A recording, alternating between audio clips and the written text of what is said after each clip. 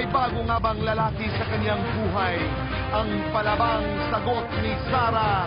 The pop star princess faces new challenges. Sarah Geronimo, laban kung laban sa mga hatid niyang bagong pasabog, ang newest celebrations and revelations sa kanyang buhay at karera. The Buzz Exclusive.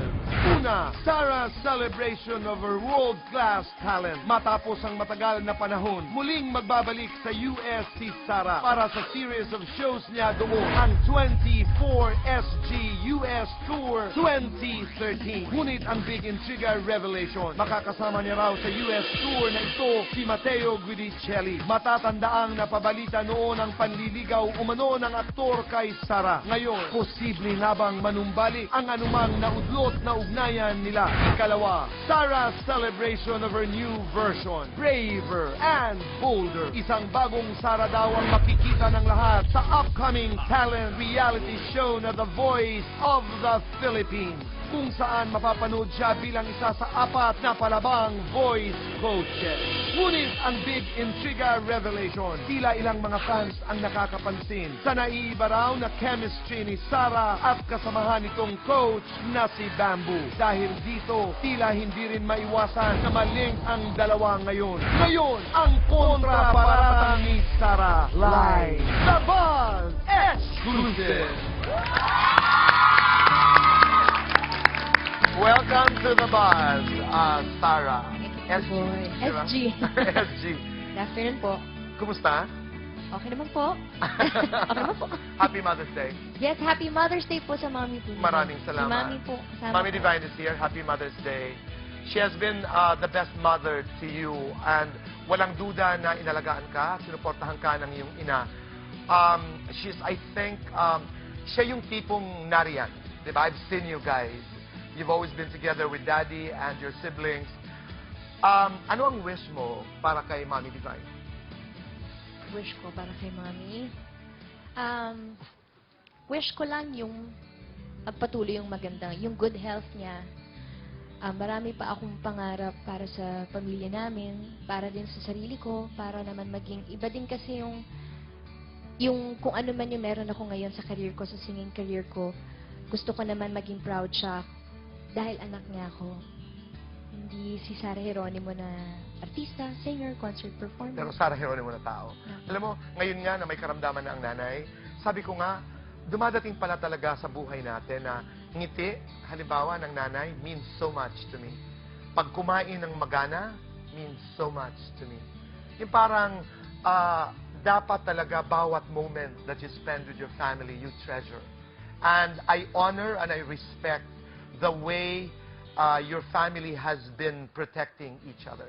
Pero Sarah, ito, masela na tanong.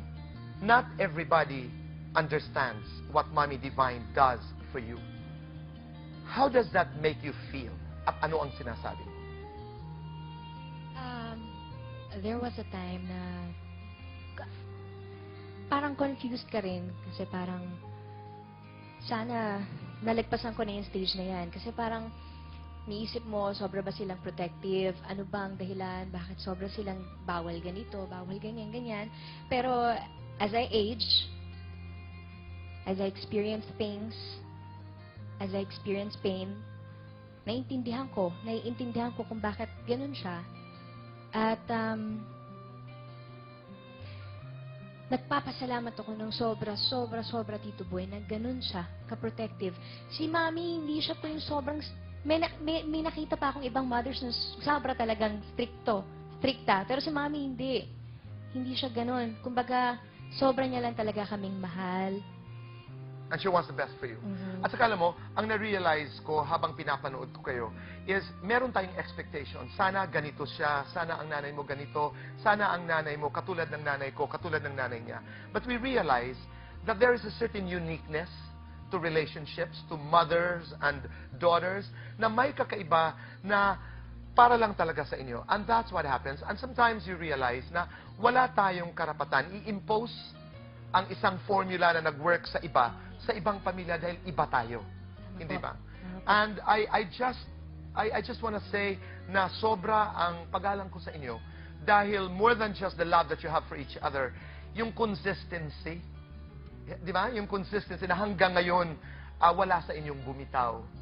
And as we celebrate Mother's Day, Mami Divine, if you're listening, you're a great mother and happy Mother's Day. You did a good job.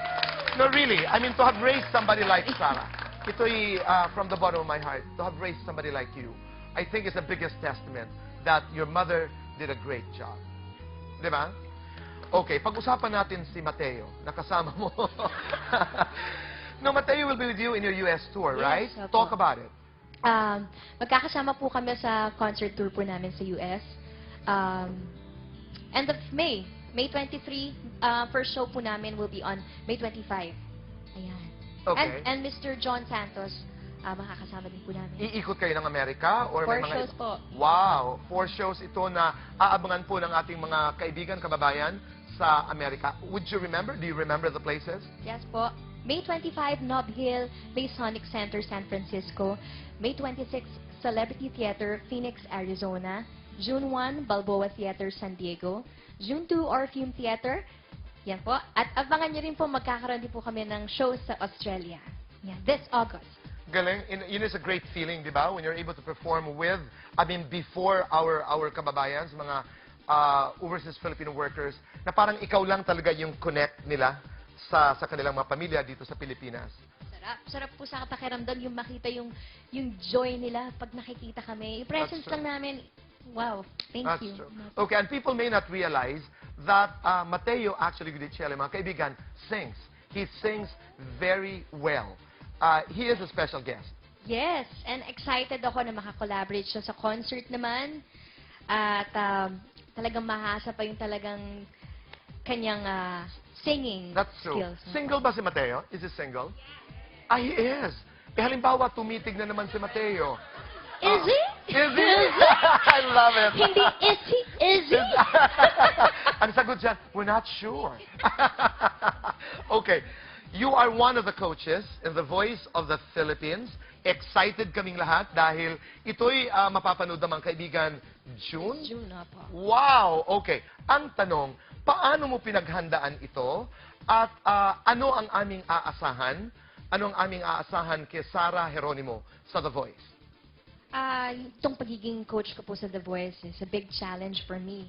Kasi, kumbaga, hindi na ako to, hindi ko na to storya, hindi ko na to boses. Boses na to ng mga ibang tao na nangangarap. At, kumbaga, somehow, in charge ka, responsible ka sa magiging victory nila eh. So, Right. ang masakit doon, syempre pag may battle rounds na kasi may kailangan kang eliminate sa team mo, team members mo. So, Sakit. Masakit, oo. Yun yung malapit na po namin gawin But that's yun. part of the game, di ba? Opo. Mhm. That's part of the game. And probably, that's also part of your maturity as a performer dahil ngayon coach ka na. And it's not easy. It's not easy, I'm sure, to be working with other coaches like Lea Salonga. I mean, the great Lea Salonga, the great Apple de App, and Bamboo. Kumusta? Kumusta yung dynamics ng inyong trabaho together? Maganda po yung rapport namin, yung aming working relationship. Siyempre po, nakaka-intimidate po talaga. Yun yung every taping day namin, yun yung nilalabanan ko po talaga, yung intimidation. Pero, nilalakas ako na lang yung loob ko para sa mga, syempre, Sarah, can I tell you something? Mga You may not auditions. also realize that the other judges are thinking about how Sarah is going to do it. Di ba? I mean, posible rin na gano'n. If there is one tip, if there is one thing na hinahanap mo doon sa mga nag-audition, ano yan? passion. Passion. Lumalabas yan sa kanta. Dapat. Opo, hindi lang kanta. Iba kasi yung pagkamagaling ka lang talagang kumanta na vocally, technically, pero pag wala kang passion, wala. Dadaan Ano yung lang. passion? Ito yung puso? Ito yung kaluluwa? Puso. Opo. Okay. How is it working with Bamboo? Ay, grabe. Sobre po akong blessed. Kasi ako po tagahanga ni Bamboo. We know that. Dati yeah. pa lang. Grabe. Yung mabigyan ka ng chance na makaperform siya on one stage is a big treat. Talagang pinasasalamatan ko ng gusto. At pagkasama mo siya sa stage, talagang naoobliga ka talagang gumalaw. At saka, kasi magmumukha kang gulay pagka nakaganyan ka lang. At pag hindi mo sinabayan. Naging di ba? crush mo ba yan? Admirer. Opo. Ako'y tagahanga po talaga. Fan din ako, Sobra. actually. Leia, Miss Lea. How is it working with Lea? Woo! Miss Lea! Woo! Miss Lea! Napaka-precise, di ba? Yes! Napaka-precise.